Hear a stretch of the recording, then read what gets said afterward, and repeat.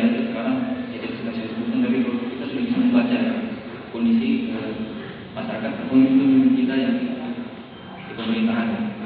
Nah, oleh karena itu kita lihat ini, kita kalau di kampung kali ini perlu benar-benar atau memahami ajaran Islam dengan baik kapal secara menyeluruh, sehingga nanti kita sudah sampai di pemerintah atau mau kita berada paling tidak kita mungkin lebih kita sendiri, sehingga kita tanamkanlah silakan tanamkan syariat itu dalam diri kita. Insya Allah saya syariat Islam yang ini itu dari saya, jangan berhenti untuk belajar terus untuk mencari ilmu. Dan ini pendidikan pengetahuan semua agama ketika tidak menjadi bingung dan takut untuk terus hidup di dunia. Sekian dari saya, dari kembali saya. Assalamualaikum warahmatullahi wabarakatuh. Atas kata sambutannya, kemudian selanjutnya kata sambutan dari Ketua Mentoring untuk Kang Robi Susanto, kami persilakan. Selaku ketua ini, dan terima kasih atas kehadiran peserta-peserta seminar ini. Mengapa seminar ini rutinitas dari mentoring gabungan, dan ini urutan kedua, mentor kedua. Kenapa kami mengadakan acara ini? Sahabat-sahabat semua, mungkin sahabat-sahabat pada penasaran apa sih NI gitu. Sedikit tujuan diadakan ini adalah untuk menjaga akidah kita semua. Sebab mungkin teman-teman tahu bahwa ketika kita beribadah banyak perbedaan tentang tata caranya, tapi masalah akidah itu pasti sama, yaitu mengikuti Ahlus Sunnah wal Jamaah. Di Indonesia ini banyak sekali gerakan-gerakan Islam, tapi waspadai gerakan yang benar adalah yang akidahnya sama. Mungkin cara itunya beda, cara dakwahnya. Hati-hati dengan yang akidahnya berbeda, seperti itu. Jadi ini untuk menjaga akidah kita semua dan sebagai menambah wawasan kita. Kemudian sedikit berbagi cerita atau pengalaman. Dulu ketika saya SMA pernah ada kasus seperti ini. Lalu kita adakan forum dengan guru-guru untuk menyelesaikan masalah ini. Kenapa? Karena masalah ini ada beberapa dampak negatif. Pertama, orang tua sudah mulai khawatir. Karena anak yang sudah gabung bisa diterapkan hari ini sudah minta uang keluar malam, ada istilahnya infak wajib seperti itu. Ada bahkan disuruh syahadat ulang. Sampai ketika sharing-sharing, ternyata ada alumni DKM yang waktu saya SMA, alumni itu sudah keluar. Beberapa waktu kemudian dikabari gila katanya, karena dia mendapat tekanan dari orang tua dan tekanan dari kelompok Islam yang menamakan kelompok Islam yang memberikan ajaran yang berbeda dengan hatinya, berbeda dengan hatinya. Kok saya disuruh ini, kok saya disuruh itu, kok saya disuruh itu. Jadi teman-teman, ini bukan hal sepele, tapi teman-teman sadar saja dan harus waspada dengan beberapa ajaran yang dianggap yang bisa menyimpang dari akidah kita semua. Mungkin itu yang bisa saya sampaikan karena waktunya singkat. Terima kasih atas perhatiannya. Assalamualaikum warahmatullahi wabarakatuh. Barang itu bisa lagi pada sana dirapikan. Yang di luar khususnya, yang di belakang silakan maju ke depan. Sebelum masuk ke materi, ini sih samping maju di depan.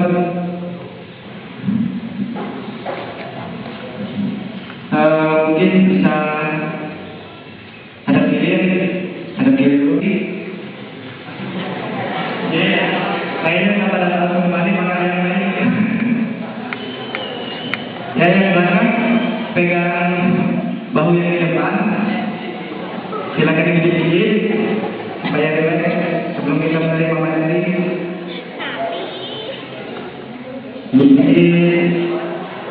Hujan batu. Dan ini,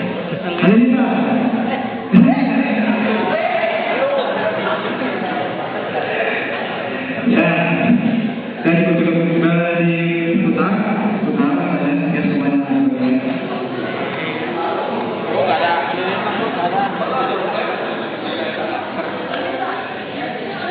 Ya, ini bawahnya, ini sedikit kembali.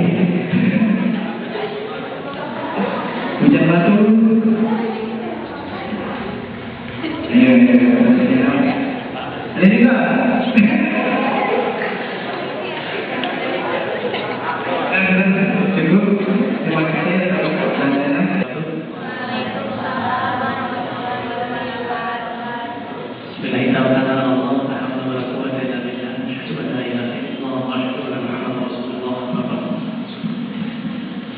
teman-teman sekalian, apa yang akan kita bahas hari ini adalah kesekian kalinya dari NCC untuk sosialisasi terhadap gerakan yang memang memberikan dampak negatif bagi kaum muda di Indonesia, terutama kaum muslim, dari kalangan mahasiswa yang justru merusak dan menghancurkan nilai-nilai akademis serta memutuskan hubungan diri dengan keluarga masing-masing yang berakhir kepada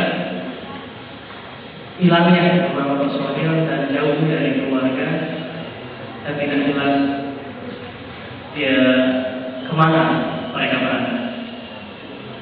Nah, dari kasus-kasus yang teman-teman kalian tadi sampaikan memang itu adalah kasus-kasus umum yang merupakan modus-modus gerakan yang dilakukan oleh gerakan ini.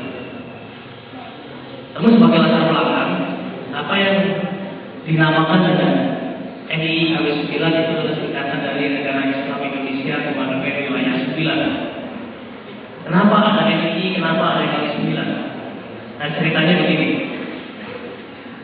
Kalau Negara Islam Indonesia, ada yang tahu Negara Islam Indonesia? Enggak? Dalam sejarah itu Negara Islam Indonesia sebuah gerakan yang digagas oleh Sekar Haji Marijan Kartosuwiryo. Namun gerakan ini habis tahun 1962. Ini saya potong kenapa dalam sejarah apapun yang Kartosuwiryo lakukan dari tahun 49 sampai 62 itu merupakan ijtihad beliau membuat sebuah negara yang diproklamasikan lewat sebuah organisasi yang bernama Darul Islam di Lampung untuk melawan Belanda pada awalnya. Namun kemudian ada gejolak politik sehingga perseorangan dengan Republik Indonesia terutama dengan Soekarno perlu dijadikanlah mereka sebagai pemberontak istilahnya. Apapun yang dilakukan oleh Kartosuwiryo dulu itu telah membuat fondasi besar tentang perjuangan gerakan syariah penegakan syariat Islam di Indonesia dalam sebuah konsep daulah atau negara.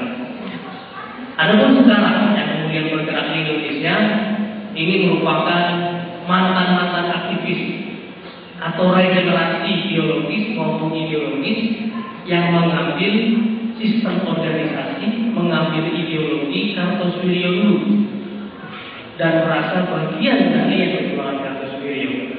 Nah, ini yang harus kita pahami dan tidak bisa digeneralisasi bahwa apa yang terjadi hari ini terkait dengan masa lalu dalam sejarah memang, tapi apa yang mereka lakukan hari ini dalam proses kesasatannya, perekrutannya, lalu penipuannya, pencurian dan apapun yang mereka lakukan secara kriminal tidak terkait dengan apa yang dulu pernah dilakukan oleh NII Kartosuwiryo. Jadi cukup sampai tahun 62 sudah dikatakan NII Kartosuwiryo.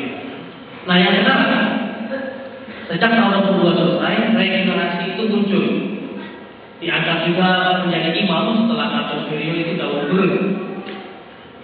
Lalu kemudian dia ditangkap dan gerakan NII terpecah lagi menjadi 3 wilayah. Yang pertama di Aceh, kalau ada seri pertama, sampai sekarang pun ada. Dulu namanya Republik Islam Aceh, lalu menjadi ANSNL, dan kemudian menjadi Gerakan Aceh Merdeka, dan sekarang menjadi Nahdlatul Aceh Darussalam. Lalu yang di Jawa itu oleh Aceh lagi di Bandung, di Sulawesi oleh Sanusi Daris. Lalu mulai tahun 79, 80-an itu gerakan-gerakan Indonesia dipengaruhi oleh masuknya ideologi-ideologi baru, adanya Pan-Islamisme dengan Ikhwanul Muslimin, adanya euforia kalangan Islam di Irak, masuknya Syiah tahun 79 setelah Reza Pahlavi digulingkan oleh Khomeini. Lalu tahun 79 adanya pendudukan Soviet di Afghanistan sehingga memunculkan generasi mujahidin yang termasuk di dalamnya ada Osama bin Laden dan sebagainya.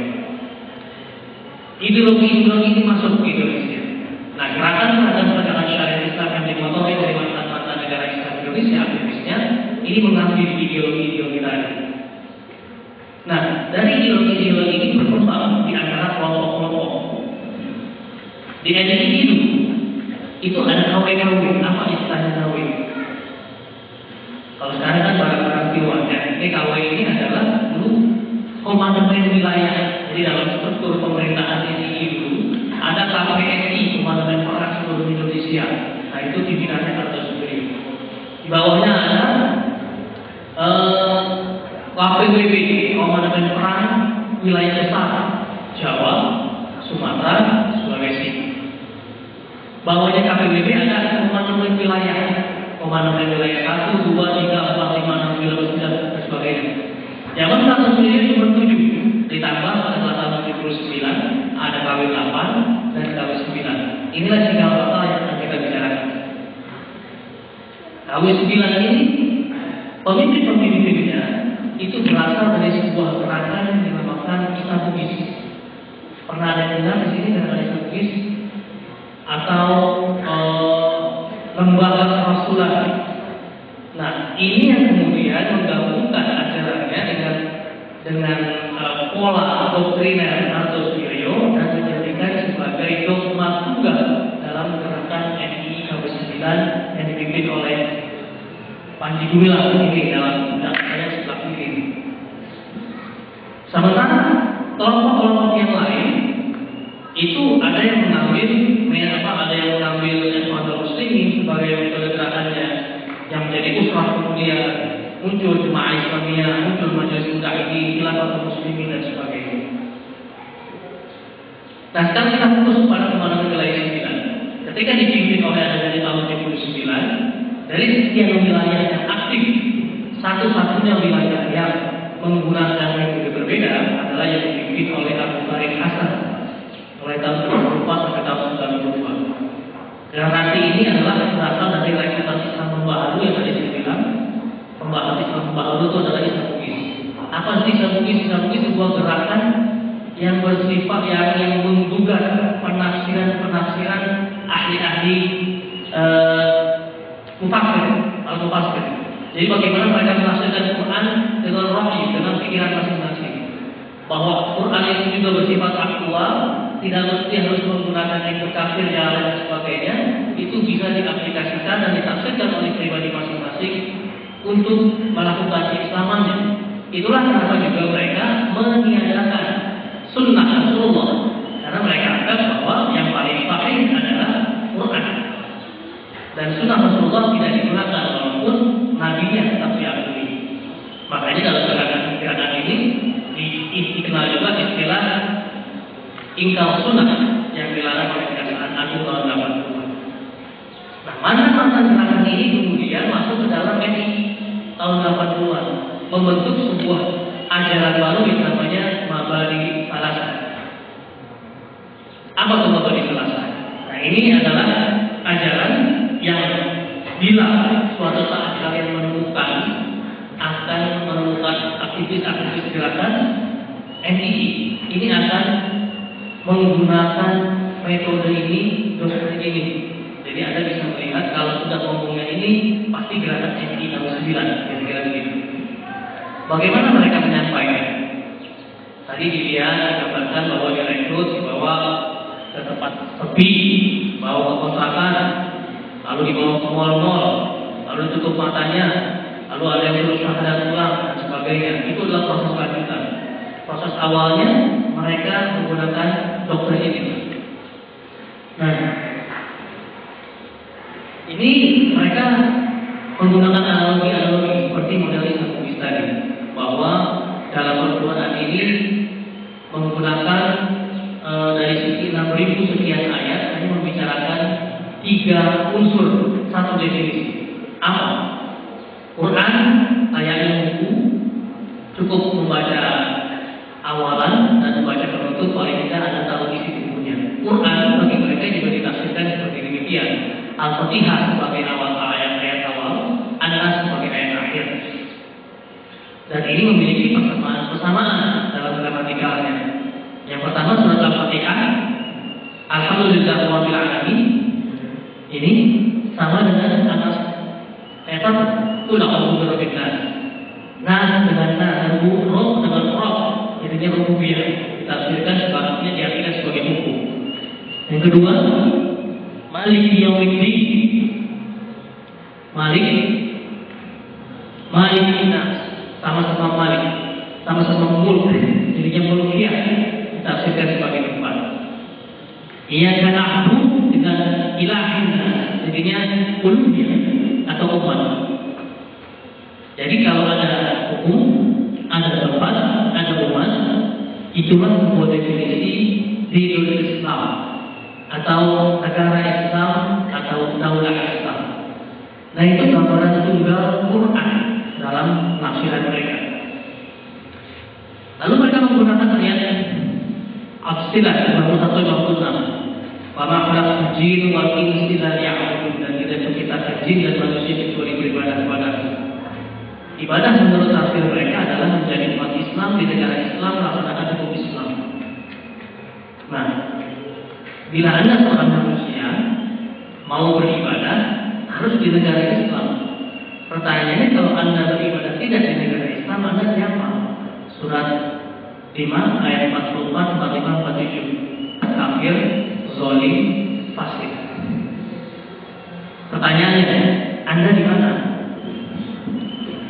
Nah, konsep ini akan digambarkan kepada mereka. Kalau ini konsep tunggal bahwa beribadah harus bernegara Islam, kalau Anda seorang mukmin harus beribadah, Anda ibadah di mana? Lalu digambarkan, kalau Indonesia sebagai sebuah negara, dia membuka surat 14 ayat surat Ibrahim ayat 24 dan 25. Dikatakan dalam surat Ibrahim bahwa la ilaha illallah itu layak dalam seorang dada seorang mukmin layaknya pohon, akarnya memuncak ke dalam tanah, batangnya menjulang ke langit, buahnya berbuah setiap musim. Akar itu adalah gambaran rububiyah menurut mereka. Mulkiyah batangnya, uluhiyah umatnya atau buahnya. Jadi kalau akarnya duren, batangnya duren, buahnya pasti duren. Kalau hukumnya Islam, pasti negaranya Islam, pasti umatnya Islam. Pertanyaannya, kalau akar negara ini apa? Hukum dari negara ini apa? Sumber hukum Indonesia apa? Pancasila. Kalau sumber hukumnya Pancasila, berarti negaranya negara apa? Negara Pancasila, berarti umatnya ada umat Islam ya? Tidak ada umat Pancasila. Nah, ada ini pohon yang baik, pohon yang buruk, pohon yang baik negara Islam, pohon yang buruk di luar negara Islam. Nah, bila di Indonesia dalam konsep tadi adalah negara Pancasila dan bukan negara Islam, siapapun yang beribadah di dalam negara ini adalah kafir, zalim, dan fasik. Anda adalah bagian dari negara ini, berarti kalau belum masuk negara Islam adalah kafir, zalim, fasik. Bagaimana caranya Anda beriman untuk beribadah kepada Allah? Syahadatullah. Hijrah istilahnya. Amal hajar jihad. Iman hijrah jihad. Pada meyakini ada kafir, tempatnya benar negara Islam, ada hijrah menjadi bagian dari MI, bai'ah, baru Anda kemudian berjihad, amwal wa'us, dari uang, dari orang yang tidak kafir. Nah ini adalah ciri-ciri dan konsep tunggal NI tahun 9 dalam proses perekrutan. Kenapa ini penting? Ini menjadi identifikasi awal bagi kalian yang nanti akan berhadapan dengan orang ini cepat atau lambat. Kenapa saya katakan demikian? Karena gerakan ini tidak ada yang menghentikan, bahkan pemerintah sekalipun. Nah, sekarang kita masuk ke dalam NI 9 lebih dalam lagi. Negara Islam Indonesia versi Panji Gumilang itu programnya ada 5 dengan penafsiran rukun Islam. Syahadat artinya binayatul akidah, pembangunan akidah. Salat, yaitu sofia, saum, masuliyah, zakat dan sebagainya. Jadi termasuk haji itu adalah silah wal muasalah atau komunikasi penafsiran mereka. Haji mereka tidak perlu ke Madinah Munawwarah, tidak perlu ke Raudhah sana, tidak perlu ke Makkah sana, karena Madinahnya adalah Ma'had Al-Zaitun. Jadi ketika 1 Muharram nanti itu dalam prosesi haji, Anda boleh lihat di sana berbondong-bondong mereka, karena haji tadi adalah komunikasi pertemuan antar NI dari seluruh Indonesia. Nah, NI juga setelah program 5 tadi dijabarkan program menjadi 6. Yang pertama itu perekrutan atau kunjungan tafsiriyah. tilawah itu bukan baca Quran seperti sahabat Anda tadi. Tilawah itu adalah merekrut di masjid, di mall, di kos-kosan, di mana saja mereka. Anda diajak untuk berdialog, lalu kemudian dibayar, bersyahadat ulang, lalu menjadi bagian dari mereka. Itu proses perekrutan, namanya tilawah. Iktisodiyah, kekuasaan yang strategis, palbiah, maka menjadikan pendidikan Mahan al-Zaidu, Syekh mereka juga bikin rumah sakit, baru sakit mereka rumah sehat. Kalau rumah sakit itu orang sakit, rumah sehat artinya orang sakit masuk keluar jadi sehat. Itu penafsiran. Diva pertahanan mereka juga punya militernya, sedangkan Maliyah adalah pendanaan. Nah, program mereka sebenarnya itu sudah selesai pada 1430 atau tahun 2009 dengan program akhirnya mensahihkan cita-cita proklamasi NI, yaitu NI berdiri di negara ini. Namun program ini berlanjut kemudian pada tahun 2014. Berarti program perekrutan pencarian dana tidak akan pernah berhenti kemanapun dan dimanapun juga. Ini kita strukturnya. Kalau mereka sebuah organisasi biasa, mungkin tidak punya struktur seperti ini. Ini mereka struktur organisasi yang menyamakan dirinya dengan struktur negara. Makanya mereka memiliki majelis syuro. Majelis syuro ini sekelas MPR. Di bawahnya imam yang ditambah dengan dewan-dewan, yang mungkin DPR-nya ya. Lalu di sini juga ada kementerian-kementerian yang kemudian di bawah ini semua gerakannya dibagi dua.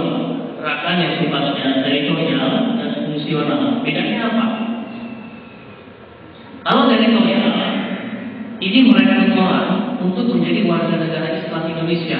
Caranya iman hijrah jihad. Membentuk orang menjadi polanya NI, menjadi warga NI, lalu mengakbarkan rupiah tadi, mengakbarkan NI dengan cari uang dan cari orang. Bergeraknya dengan pola skil atau rahasia, dari kontrakan ke kontrakan, dari mall ke mall, dari kampus ke kampus. Bagaimana operasionalnya? Mereka berjalan secara rahasia di 6 wilayah: Jawa Utara, itu dari Cirebon, dari Kerawang, Cirebon dan sebagainya. Lalu Jawa Barat Selatan, Bandung, Garut, Tasikmalaya dan seterusnya. Jawa Tengah jaringannya dari Brebes sampai Yogyakarta, Jawa Timur, lalu Jakarta dan sekitarnya. Jakarta ini termasuk Bekasi, Tangerang dan Banten, lalu Malaysia. Tugasnya mereka menjadi warga negara Islam, bergerak secara kencang, lalu pergerakannya juga memiliki struktur-struktur seperti yang tadi kita lihat. Struktur mereka di bawah ini ada gubernur, ada presiden sebagai kepala daerah, lalu ada distrik, ada antar distrik, petinggi desa dan jamaah. Jadi setiap orang yang lagi berbayar ini masuk dalam teritorial ini. Lalu mereka masuk dalam sistem sel yang satu sel dengan sel lain tidak boleh tahu dan tidak boleh buka informasi. Bagaimana orang direkrut? Nah, ini polanya. Pertama, orang akan di-screening dulu oleh pembawanya. Tugas pembawa hanya untuk mencari tahu siapa yang akan menjadi target, siapa yang akan direkrut, di mana rumahnya, berapa nomor teleponnya, dan seluruh modal identitasnya. Nanti orang ini akan membawa ke masjid, ke food court, atau kemanapun juga. Nanti orang lain akan datang bersama-sama yang akan mengisi materi. Jadi orang pertama yang membawa ini akan juga orang baru.